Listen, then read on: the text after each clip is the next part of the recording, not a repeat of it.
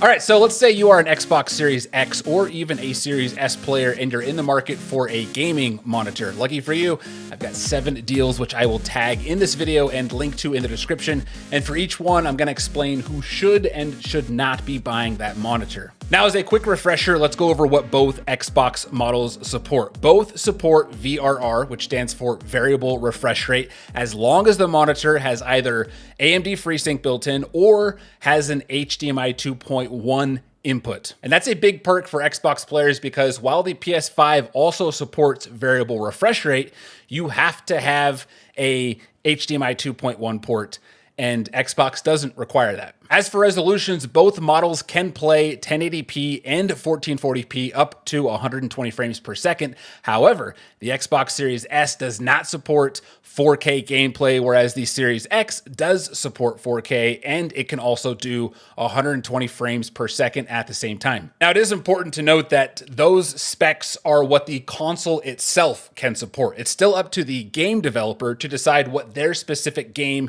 is going to push out. And while the number of games that can do both 4K and 120 frames per second at the same time is growing, it's still a small percentage compared to the overall catalog of games. So with that tidbit of education out of the way, let's take a look at our first monitor, and that is this 27-inch monitor from Scepter. And for only $200, this will get you VRR support since it has AMD FreeSync and 165 hertz refresh rate. That means you will be able to hit that max 120 frames per second on both consoles, and it's a 1440p resolution, which is nice and crispy. No need to do 1080p here. And yes, there's no 4K here, but this is for the more budget-minded gamer who wants those higher frames per second while still getting a solid picture, because at the end of the day, 1440p is still a great resolution. It's what I personally game on myself. Now, for those who do want these same specs, but a bigger screen, Best Buy has this nice deal on this HP model where for just $30 more, you can bump up to a 32-inch screen. And if you're coming from playing on a TV, this is probably the better move because while 27 inches isn't small, when you come from a TV, it's gonna feel small. So 32 is a nice little middle ground there. And if you're playing in a room that has a lot of natural light coming in and just want to avoid that potential glare on a 32-inch display, you can hop on over to Amazon and grab this 32-inch curved display from Acer, which has all of the specs that I mentioned on the previous 2 monitors, but with that added curved at a slightly higher cost of $253, which is still a really good deal. Now, what about those Xbox Series X players that really want a 4K display? I got some options for you guys, right? And we're gonna start with some more budget-friendly options that will get you that crispy 4K picture, but at the cost of only having 60 frames per second in your games. The first is this 27-inch display from LG, and like I said, this is gonna get you a really nice 4K picture, but since it's a 60 hertz display,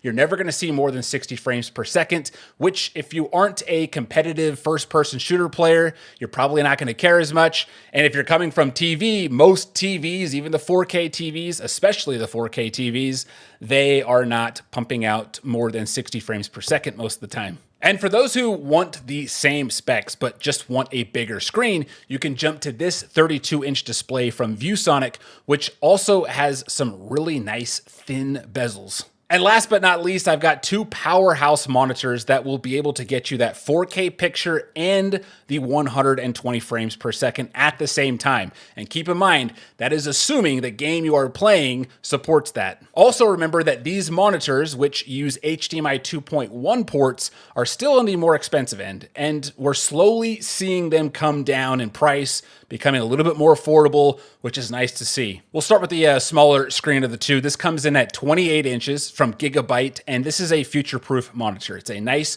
4K IPS panel, 1 millisecond response time, and a 144 hertz refresh rate, which is more than enough for the 120 frames per second limit on the Xbox. And like I said, you're gonna pay for that big jump in quality, all right? So this one is on sale, but still $600, which is on the more expensive end. At the same time, still a lot cheaper than other comparable monitors. My suggestion is if you're able to spend the extra $30 and add 4 inches to your screen and get it curved with this model from Gigabyte. It's also got the ability to overclock to 165 hertz, which I know to Xbox players doesn't mean a whole lot, but if down the road you were to ever migrate to PC, or maybe you are someone who likes to bounce back and forth between Xbox and PC, on that PC, you'll be able to take advantage of those extra frames. I know prices always change on this kind of stuff, so definitely check the links that I dropped in the description. And also don't forget to double check the Tech Audit TV website. This is what I use to do all of my research. Yes, I am biased,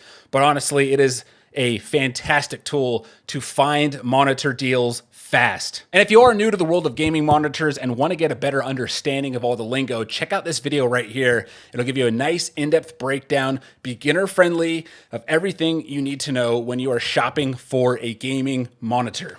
Enjoy.